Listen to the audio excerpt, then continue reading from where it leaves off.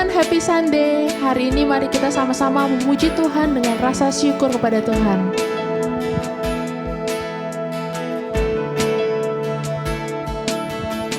Ku aman di tangan-Mu, hanya di dalam-Mu sumber harapanku. Dan ku berdiri teguh memandang wajah-Mu, sumber kekuatanku. Kau tebus semua dosaku, Kau buatku menjadi baru.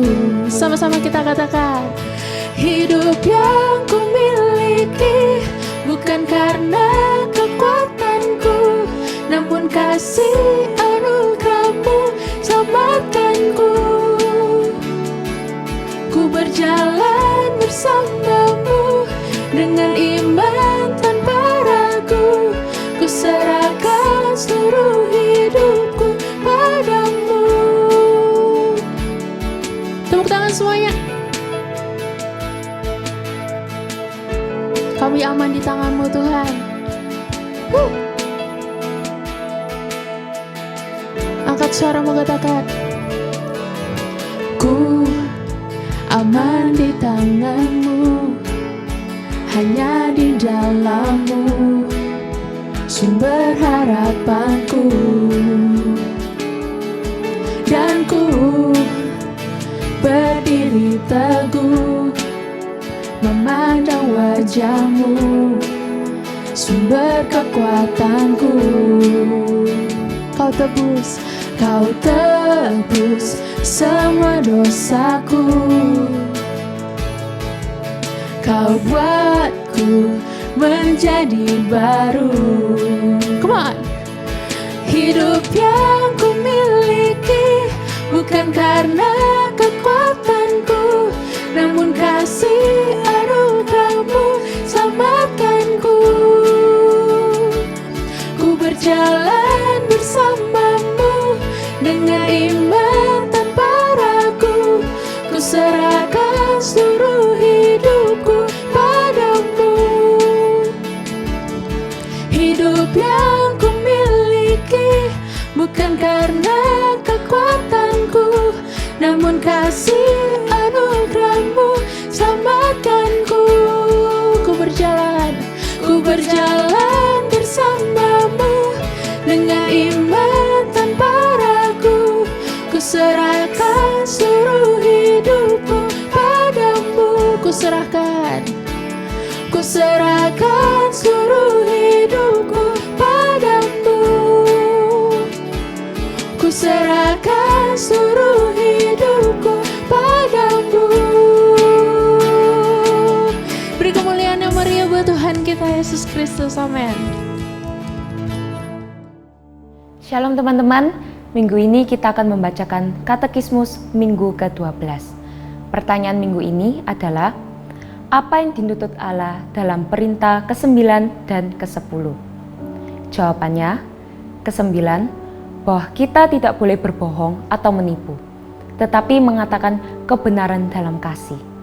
Ke-10, bahwa kita merasa puas, tidak iri pada siapapun, atau merasa marah atas apa saja yang Allah berikan pada orang lain atau diri kita sendiri. Ayat bacaan Alkitab diambil dari Yakobus 2 ayat yang ke-8. Jikalau kamu menjalankan hukum utama yang tertulis dalam kitab suci, kasihilah sesamamu manusia seperti dirimu sendiri. Kamu berbuat baik. Teman-teman, perintah ke-9 mengajarkan bahwa ketika Tuhan melarang kita mengucapkan segala perkataan yang jahat, berbahaya, palsu, dan tidak benar, Tuhan itu memerintahkan kita untuk mengatakan segala yang baik, jujur, dan benar. Hal ini teman-teman sangat baik untuk kita.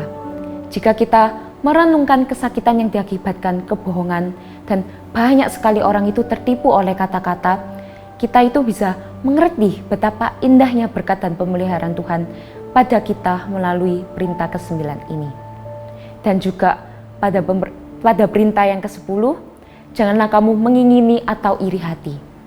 Jika teman-teman membayangkan hati itu memiliki tangan seperti kita, maka iri hati itu seperti tangan yang mengambil sesuatu, mengingini sesuatu, memegang sesuatu yang bukan milik kita. Dan demikian pula pada perintah yang ke-10. Janganlah kamu mengingini atau iri hati. Jika teman-teman membayangkan hati kita itu memiliki tangan, maka iri hati itu seperti tangan yang mengambil sesuatu, mengingini sesuatu, memegang sesuatu yang bukan milik kita. Yang sungguh indah dan luar biasa dari perintah ini, dari seluruh Alkitab, sebenarnya adalah bahwa sekalipun perintah ini menyangkut sesuatu yang ada di dalam hati kita, tidak terlihat, perintah ini memiliki implikasi sosial dari tindakan ini, teman-teman. Karena itu kita tidak boleh mengingini apapun yang menjadi milik orang lain. Kita tidak boleh mengingini pasangan milik orang lain, popularitas dan kekayaan orang lain, atau apapun yang menjadi milik orang lain.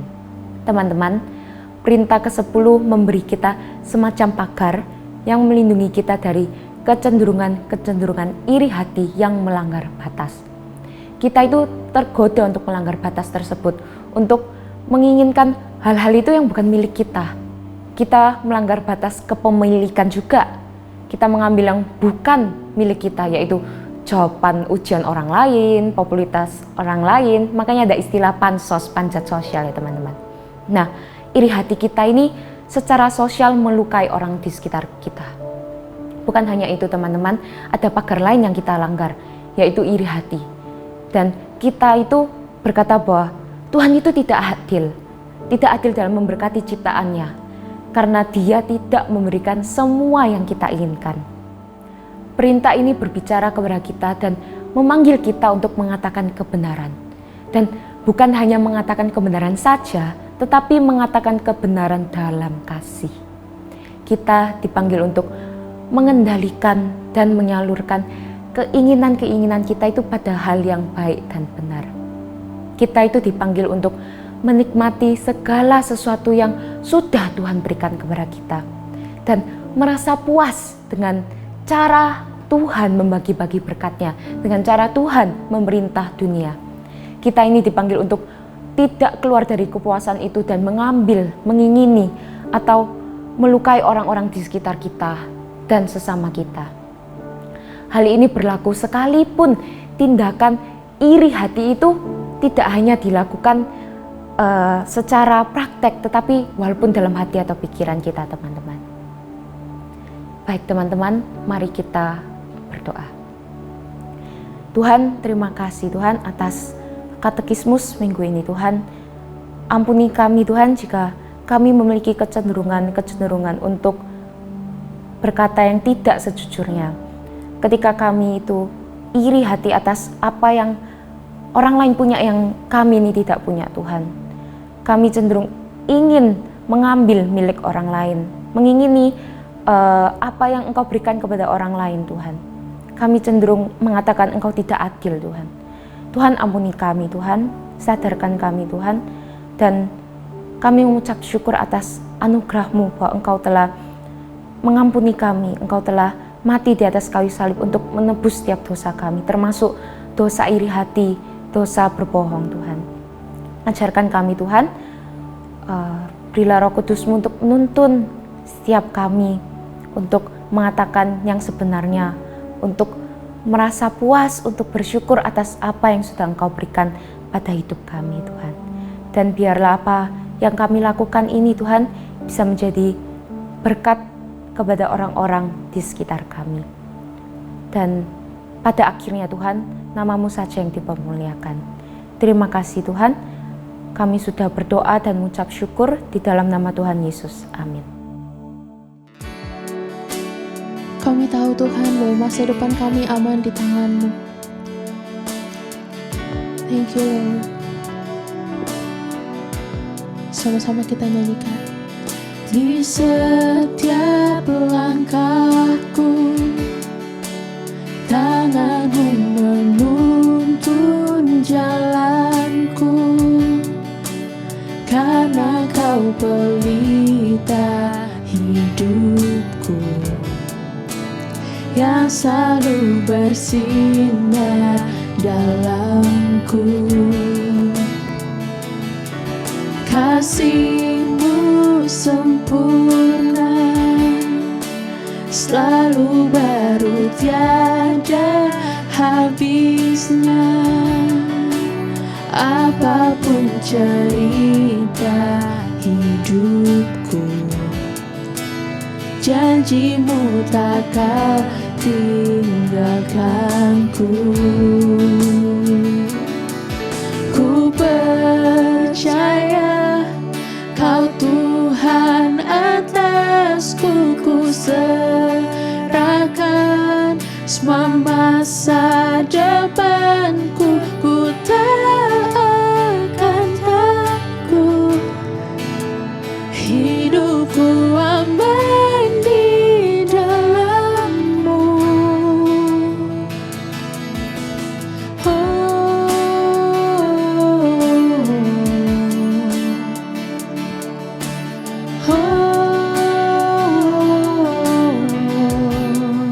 Kasih-Mu, kasih-Mu sempurna, selalu baru tiada habisnya.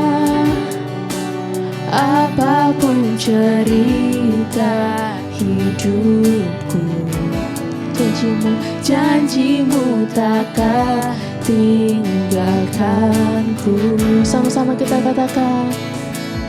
Ku percaya Kau Tuhan atasku, ku serahkan semua masa depanku. Ku tak akan takut, hidupku aman di dalam-Mu. Ku berjalan, ku berjalan dalam kebenaran-Mu, sumber damai di dalam jiwaku. Kau Yesus yang hidup, tiada yang mustahil bagi-Mu. Forever I will sing in Your presence. Forever I will trust in Your name. Your will be done. Your will be done. Forever, forever I will sing in Your presence. Forever I will trust in Your name. Your will be done. Your will be done. Ku percaya Kau Tuhan atasku, ku serahkan semua masa depanku. Ku tak akan takut, hidupku aman di dalam-Mu. Ku berjalan, ku berjalan dalam kebenaran-Mu, sumber damai di dalam jiwaku. Kau Yesus yang hidup, tiada yang mustahil bagi-Mu. Forever I will sing in Your presence. Forever I will trust in Your name. Your will be done. Your will be done. Angkat suaramu, katakan. Forever I will sing in Your presence. Forever trust in your name. Your will be done. Your will be done.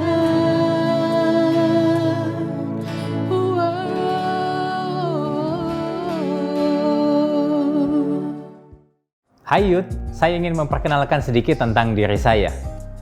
Nama saya Nathanael Tamrin, saya care group pastor di Gibeon bersama dengan istri Pastor Maria, yang juga mendampingi Kids secara khusus. Nah, itu sedikit perkenalan saya. Semoga nanti kita bisa lanjut kenalan di dalam acara ataupun ibadah onsite yang mungkin di mana kita bisa ketemu. Nah, hari ini kita sudah tiba di dalam pembahasan kitab Esther. Dan tema kita ialah God Save His People Through a Queen. Sebelum kita merenungkan firman Tuhan, saya ajak kalian berdoa terlebih dahulu. Tuhan, kami bersyukur untuk hari ini kami boleh bertemu sekalipun hanya secara online. Tapi hamba-Mu percaya bahwa ini pun adalah ibadah yang Tuhan sediakan bagi kami. Adapun sebetulnya kami rindu sekali untuk berjumpa ketika onsite nanti, dan hamba-Mu terus rindu youth yang ada di Gibeon juga boleh bergabung bersama-sama di dalam ibadah onsite kelak. Sebentar kami akan merenungkan firman Tuhan. Tuhan urapi kami semua, beri konsentrasi kepada kami supaya kami boleh mengerti, memahami, dan terlebih kami boleh melakukan akan firman-Mu itu di dalam kehidupan kami. Terpujilah Engkau, di dalam nama Tuhan kami Yesus kami berdoa. Amin. Tahu nggak kalian kalau ciri khas di dalam kitab Esther itu adalah ketiadaan nama Tuhan yang dicatat. Oleh karena itulah, saudara, beberapa orang mengatakan bahwa kitab Esther itu hanyalah cerita biasa, tanpa makna rohani dan tidak punya kaitan sama sekali dengan Tuhan. Tapi teman-teman, justru disinilah saya melihat keindahan daripada kitab Esther. Sekalipun nama Tuhan tidak dicatat, tetapi itu bukan berarti bahwa Tuhan itu tidak campur tangan di dalam setiap persoalan yang dihadapi oleh umatnya. Nah, kalau kalian membaca kitab Esther, secara keseluruhan, kalian akan mendapati bahwa ada banyak ketegangan, ada banyak tension di dalam setiap pasalnya yang terlihat dengan sangat kental. Misalnya di dalam pasal 1 sampai pasal yang kedua, ketika itu Raja Ahasiweros yang menguasai seluruh dunia ini hampir 2/3 banyaknya, satu kali dia meminta agar ratunya yang bernama Ratu Wasti datang kepadanya. Dan ternyata sang ratu itu menolak permintaannya. Itulah sebabnya dikatakan demikian di dalam Esther pasal yang 1. Tapi Ratu Wasti menolak untuk menghadap menurut tita raja yang disampaikan oleh sida-sida itu, sehingga sangat geramlah raja dan berapi-api murkanya. Raja di situ sangat murka atas tindakan Ratu Wasti. Kalian lihat, itu di situ ada ketegangan yang terjadi. Nah, singkat cerita, Ratu Wasti digantikan oleh Esther pada waktu itu. Lalu dalam pasal 2, di bagian akhir, di situ ada sisipan tension yang tidak kalah menarik. Dikisahkan, ada dua orang yang namanya Bigtan dan Teres yang punya rencana melakukan pembunuhan terhadap Raja Ahasiweros. Dan rencana itu diketahui oleh seorang yang namanya Mordekai. Lalu rencana itu digagalkan dan kedua orang itu mendapatkan hukuman mati. Nah, lalu kita lanjut lagi pada pasal 3 sampai pasal yang keempat. Ketegangan juga terjadi di sana. Diawali dengan kenaikan pangkat dari seorang yang namanya Haman dari negeri Agag. Nah, saya sengaja menyebutkan asal negeri Haman ini karena nanti saya akan tunjukkan kepada kalian sesuatu yang berkaitan dengan Injil di sini. Tapi kita tahan dulu ya. Nah, setelah Haman itu naik jabatan, lalu raja memberikan perintah agar dia mendapatkan penghormatan oleh semua pegawai raja dengan cara berlutut dan sujud. Tetapi ada satu orang yang namanya Mordekai, yang tadi saya sebutkan muncul di pasal kedua, yang menggagalkan rencana pembunuhan Raja Ahasiweros, yang kemudian dia tidak sujud kepada Haman. Nah, Mordekai ini berasal dari suku Benyamin, suku yang terkecil dari bangsa Israel. Sekali lagi, latar belakang ini perlu saya sebutkan karena di sini berkaitan dengan Injil. Nah, karena tindakan ini teman-teman, Mordekai ini kemudian mengakibatkan kemarahan yang besar oleh Haman. Dan kemudian Haman itu berencana untuk menghabisi Mordekai dan seluruh bangsa Yahudi yang merupakan bangsanya Mordekai yang waktu itu ada di dalam pembuangan di bawah kerajaan Persia. Nah, singkat cerita, Haman kemudian membujuk raja agar mengeluarkan tita sehingga seluruh orang Yahudi pada waktu itu dihabisi, mulai dari muda sampai tua, anak-anak dan perempuan juga terhisap di dalam rencana pembunuhan massal itu. Setelah surat raja yang di atasnya ada materai raja dikeluarkan, maka berita itu tersebar sangat cepat, sehingga membuat orang-orang Yahudi mendengar berita itu dan sangat sedih hati mereka dan mereka meratapi keadaan mereka. Nah, sekarang kita coba lihat pasal yang keempat. Saya mengajak kalian mengambil Alkitab kalian dan kita baca sama-sama pasal yang keempat, ayat 1 sampai ayat yang ke-16. Ayat yang pertama. Setelah Mordekai mengetahui segala yang terjadi itu, ia mengoyakkan pakaiannya lalu memakai kain kabung dan abu, kemudian keluar berjalan di tengah-tengah kota sambil melolong-lolong dengan nyaring dan pedih. Dengan demikian datanglah ia sampai ke depan pintu gerbang istana raja, karena seorang pun tidak boleh masuk pintu gerbang istana raja dengan berpakaian kabung. Di tiap-tiap daerah, kemana titah dan undang-undang raja telah sampai, ada perkabungan yang besar di antara orang Yahudi disertai puasa dan ratap tangis. Oleh banyak orang dibentangkan kain kabung dengan abu sebagai lapik tidurnya. Nah, ketika dayang-dayang dan sida-sida Ester memberitahukan hal itu kepadanya, maka sangatlah risau hati sang ratu.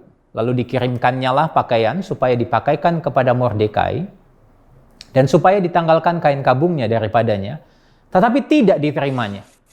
Maka Ester memanggil Hatta, salah seorang sida-sida raja yang ditetapkan baginda melayani dia. Lalu memberi perintah kepadanya, menanyakan Mordekai untuk mengetahui apa artinya dan apa sebabnya hal itu. Lalu keluarlah Hatta mendapatkan Mordekai di lapangan kota yang di depan pintu gerbang istana raja. Ayat yang ke-7. Dan Mordekai menceritakan kepadanya segala yang dialaminya, serta berapa banyak perak yang dijanjikan oleh Haman untuk ditimbang untuk perbendaharaan raja sebagai harga pembinasaan orang Yahudi. Juga salinan surat undang-undang yang dikeluarkan di Susan untuk memunahkan mereka itu diserahkannya kepada Hatta, supaya diperlihatkan dan diberitahukan kepada Ester. Lagi pula, Hatta disuruh menyampaikan pesan kepada Ester, supaya pergi menghadap raja untuk memohon karunia-Nya dan untuk membela bangsanya di hadapan baginda. Lalu masuklah Hatta dan menyampaikan perkataan Mordekai kepada Ester. Akan tetapi, Ester menyuruh Hatta memberitahukan kepada Mordekai. Ayat yang ke-11. Semua pegawai raja serta penduduk daerah-daerah kerajaan mengetahui bahwa setiap laki-laki atau perempuan yang menghadap raja di pelataran dalam dengan tiada dipanggil, hanya berlaku satu undang-undang, yakni hukuman mati. Hanya orang yang kepadanya raja mengelurkan tongkat emas yang akan tetap hidup. Dan aku selama 30 hari tidak dipanggil menghadap raja. Ketika disampaikan orang perkataan Ester itu kepada Mordekai, maka Mordekai menyuruh menyampaikan jawab ini kepada Ester. Jangan kiranya karena engkau di dalam istana raja, hanya engkau yang akan terluput dari antara semua orang Yahudi. Sebab sekalipun engkau pada saat ini berdiam diri saja, bagi orang Yahudi akan timbul juga pertolongan dan kelepasan dari pihak lain, dan engkau dengan kaum keluargamu akan binasa. Siapa tahu, mungkin justru untuk saat yang seperti ini engkau beroleh kedudukan sebagai ratu. Maka Ester menyuruh menyampaikan jawab ini kepada Mordekai. Pergilah, kumpulkanlah semua orang Yahudi yang terdapat di Susan dan berpuasalah untuk aku. Janganlah makan dan janganlah minum 3 hari lamanya, baik waktu malam, baik waktu siang. Aku serta dayang-dayangku pun akan berpuasa demikian. Dan kemudian aku akan masuk menghadap raja. Sungguh pun berlawanan dengan undang-undang. Kalau terpaksa aku mati, biarlah aku mati. Itulah pembacaan kita. Nah teman-teman, di dalam bagian yang baru kita baca sama-sama, di sana diawali dengan catatan bahwa Mordekai sedang berkabung atas kejadian yang akan menimpa mereka. Lalu dia sampai mengoyakkan pakaiannya dan memakai kain kabung dan abu sambil keluar berjalan di tengah kota dan berteriak-teriak dengan nyaring dan pedih hati. Teman-teman bisa bayangkan, seolah-olah Mordekai kehilangan seluruh yang dia miliki sehingga membuat dia bertingkah seperti itu. Sekalipun demikian, Mordekai nggak jadi orang gila ya teman-teman. Loh kok tahu? Karena di ayat 2 tadi dikatakan bahwa ketika dia sampai di pintu gerbang istana, dia nggak masuk karena dia tahu aturannya. Kalau lagi berkabung, nggak boleh masuk gerbang istana. Nah, dayang-dayang alias pembantu Esther pada waktu itu lalu memberitahukan kejadian itu kepada Esther. Esther kemudian menyuruh supaya Mordekai dikirimkan pakaian sehingga bisa dipakainya. Ketika itu dilakukan, Mordekai lalu menolaknya. Lalu Esther memanggil salah satu pejabatnya yang bernama Hatta untuk menanyakan apa yang sedang terjadi kepada Mordekai. Nah teman-teman, beberapa penafsir mengatakan bahwa sekalipun berita tentang pemusnahan bangsa Yahudi tersebar dengan sangat cepat, tetapi berita itu tidak sampai ke telinga Esther, karena bisa jadi dia cukup sibuk dengan kesehariannya dan perawatan kecantikan yang memang menjadi treatment untuk seorang ratu dalam kebiasaan pada waktu itu. Nah setelah Hatta menghampiri Mordekai dan menerima berita yang utuh tentang rencana pembunuhan massal itu, maka Hatta kembali lagi kepada Esther. Hatta di sini itu seperti perantara komunikasi bagi Esther dan Mordekai. Nah di dalam pembicaraan itu, Mordekai meminta supaya Esther pergi menghadap raja dan meminta raja agar membatalkan titah itu. Tapi teman-teman, tahukah kalian bahwa tidak ada seorang pun yang dapat menghadap raja kalau nggak dipanggil oleh raja. Dan kalau datang kepada raja tanpa dipanggil, maka undang-undangnya pada waktu itu ialah hukuman mati. Nah, Ratu Esther pada waktu itu sudah 30 hari tidak dipanggil menghadap raja. Tentu ini sesuatu yang aneh kalau tiba-tiba Esther datang menghampiri raja. Lalu perkataan Esther ini disampaikan lagi kepada Mordekai dan Mordekai menyampaikan pesan lagi kepada Esther di dalam ayat 13 sampai ayat 14. Demikian bunyinya. Sekali lagi saya akan baca untuk kita. Jangan kira karena engkau di dalam istana raja, hanya engkau yang akan terluput dari antara semua orang Yahudi. Sebab sekalipun engkau pada saat ini berdiam diri saja, bagi orang Yahudi akan timbul juga pertolongan dan kelepasan dari pihak lain. Dan engkau dengan kaum keluargamu akan binasa. Siapa tahu, mungkin justru untuk saat yang seperti ini engkau beroleh kedudukan sebagai ratu. Perhatikan frasa kelepasan dari pihak lain. Di sini Mordekai nampaknya meyakini bahwa sekalipun Esther tidak mau dan tidak mampu melakukan itu, dia percaya bahwa akan ada kelepasan bagi bangsa Yahudi dari rencana pembunuhan massal itu yang akan dilakukan oleh pihak lain. Beberapa penafsir mengatakan bahwa kelepasan dari pihak lain di sini itu merujuk kepada pertolongan Allah yang dipercayai oleh Mordekai. Nah, setelah Mordekai mengatakan hal ini kepada Esther, lalu Esther meminta agar seluruh orang Yahudi yang ada di daerah Susan pada waktu itu berpuasa 3 hari, 3 malam lamanya. Esther dan dayang-dayangnya pun akan melakukan hal yang demikian. Lalu setelah itu dia akan menghadap raja. Menarik bagi saya kalau Esther kemudian mengatakan demikian. Kalau terpaksa aku mati, biarlah aku mati. Teman-teman, di sini saya mendapatkan satu pelajaran penting tentang apa itu relasi antara pengetahuan tentang Allah yang kita ketahui dan bagaimana menerapkan pengetahuan itu di dalam keseharian kita. Seringkali kita tahu tentang Allah, bahwa Allah itu baik dalam segala kehidupan yang terjadi. Kita juga tahu bahwa Allah itu adil di dalam penghukumannya. Kita juga tahu bahwa Allah itu berkuasa atas segala yang ada. Tetapi di dalam keseharian, seringkali ketika terjadi krisis, kita seolah-olah hidup di dalam ketidaktahuan tentang kebaikan Allah, tentang kemahakuasaannya. Kita sering komplain, bahkan mempersalahkan Tuhan, bukan? Atas keadaan buruk yang menimpa kita. Seorang penafsir bahkan menegaskan dengan kalimat demikian, "We believe in God, but in practice react to life's crisis as if we were virtual atheist." Esther mengajarkan kita untuk menghidupi pengetahuan yang kita miliki di dalam praktik keseharian. Dan praktik yang Esther lakukan itu dinyatakan lewat berpuasa.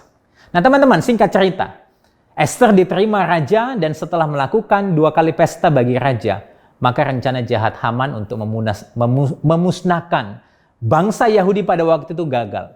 Dan justru Hamanlah yang disulahkan alias dihukum mati karena tindakan jahatnya itu. Esther pasal 7 ayat yang ke-10 itu dikatakan demikian. Ketika Haman disulahkan pada tiang yang didirikannya untuk Mordekai. Teman-teman, apa yang bisa kita pelajari dari kisah ini? Seperti yang saya katakan di awal tentang latar belakang dari Haman dan Mordekai. Haman berasal dari Agag yang merupakan keturunan Amalek. Sementara Mordekai berasal dari suku Benyamin yang adalah suku terakhir dari bangsa Israel.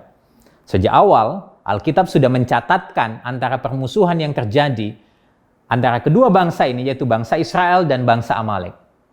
Nah, mungkin kalian masih ingat kisah ketika bangsa Israel berhadapan dengan bangsa Amalek di dalam Keluaran pasal 17 ayat 8-16. Di dalam peperangan itu, ketika Musa mengangkat tangannya, maka lebih kuatlah bangsa Israel. Tetapi apabila Musa menurunkan tangannya, maka lebih kuatlah bangsa Amalek. Nah, itulah sebabnya Harun dan Hur, dua tokoh ini, menopang kedua belah tangan Musa, sehingga tangan Musa itu tidak bergerak sampai matahari terbenam, dan demikianlah bangsa Amalek dikalahkan. Lalu setelah itu dikatakan dalam Keluaran 17 ayat 16, bahwa ia berkata, tangan di atas panji-panji Tuhan, Tuhan berperang melawan Amalek turun-temurun. Jadi teman-teman, kisah perseteruan antara Haman dan Mordekai merupakan kisah kecil dari kisah yang besar yang ada, yakni perseteruan antara umat Allah dan yang bukan umat Allah. Dan lebih jauh lagi, maka ini sesungguhnya antara peperangan antara Allah dan si jahat. Nah, sesungguhnya kehidupan yang kita hidupi sekarang ini juga merupakan sebuah peperangan. Seorang berkata, the Christian walk is a battleground, not a playground. Perjalanan seorang Kristen ialah peperangan, bukan sebuah permainan. Rasul Paulus di dalam suratnya Efesus pasal 6 ayat 12 mengatakan, karena perjuangan kita bukanlah melawan darah dan daging, tetapi melawan pemerintah-pemerintah, penguasa-penguasa, melawan penghulu-penghulu dunia yang gelap ini, melawan roh jahat di udara. Nah, saudara, berita Injilnya di sini, teman-teman perhatikan, berita Injilnya di sini. Peperangan yang kita hadapi sekarang ini sudah dimenangkan oleh satu pribadi, yaitu Kristus. Jika Esther menjadi mediator antara Haman dan seluruh bangsa Yahudi, sekarang ini kita punya mediator yang lebih baik dari Esther, yaitu Kristus yang sudah memenangkan peperangan dengan si iblis. Rasul Paulus di dalam Roma pasal 6 ayat 9-10 mengatakan, karena kita tahu bahwa Kristus sesudah ia bangkit dari antara orang mati, tidak mati lagi, maut tidak berkuasa lagi atas dia, sebab kematiannya adalah kematian terhadap dosa, satu kali dan untuk selamanya, dan kehidupannya adalah kehidupan bagi Allah. Sekarang ini, kemenangan Kristus menjadi kemenangan kita atas maut dan kuasa si jahat. Sekarang ini, kemenangan Kristus menjadi kepastian bagi kita atas kehidupan kekal. Sekarang ini, jika kita berhadapan dengan godaan dosa, maka kita bisa berkata tidak, karena ada kuasa yang lebih besar dari kuasa dosa yang sudah ada di dalam diri kita. Dan roh Tuhan yang berdiam dalam diri kita akan memampukan kita. Nah, puji syukur atas semuanya itu. Menutup khotbah hari ini, saya ingin membacakan kepada kalian semua 1 Korintus pasal yang ke-15 ayat 57-58. Tetapi syukur kepada Allah yang telah memberikan kepada kita kemenangan oleh Yesus Kristus Tuhan kita. Karena itu saudara-saudaraku yang kekasih, berdirilah teguh, jangan goyah, dan giatlah selalu dalam pekerjaan Tuhan. Sebab kamu tahu bahwa dalam persekutuan dengan Tuhan, jeripayamu tidak sia-sia. Mari kita berdoa. Tuhan, kami bersyukur untuk firman-Mu hari ini yang mengingatkan kami bahwa Tuhan itu selalu berintervensi di dalam hidup kami. Sekalipun seolah-olah kami tidak melihat Tuhan, tetapi kami percaya Tuhan tetap berdaulat, Tuhan tetap take control terhadap hidup kami. Dan kami berterima kasih kalau Kristus itu sudah menjadi penebus kami, yang memberikan kepastian, keselamatan, dan kekuatan, bahkan kemampuan untuk berkata tidak kepada dosa. Terima kasih Tuhan, hamba-Mu berdoa, kiranya teman-teman youth di Gibeon ini boleh terus hidup di dalam Kristus, dan biarlah Kristus juga terus hidup, menguatkan mereka untuk menjalani hidup di dalam spiritual progressive atau progressive sanctification yang sedang mereka alami. Terpujilah Engkau, di dalam nama Tuhan Yesus kami berdoa. Amin. Melalui kesempatan ini, teman-teman, saya ingin mendorong kalian juga supaya kalian semua tetap setia di dalam persekutuan dengan Tuhan, baik itu di dalam care group, baik itu juga di dalam membaca Alkitab setiap hari, dan juga membaca daily devotional yang sudah dikirim oleh kakak-kakak pembina kalian.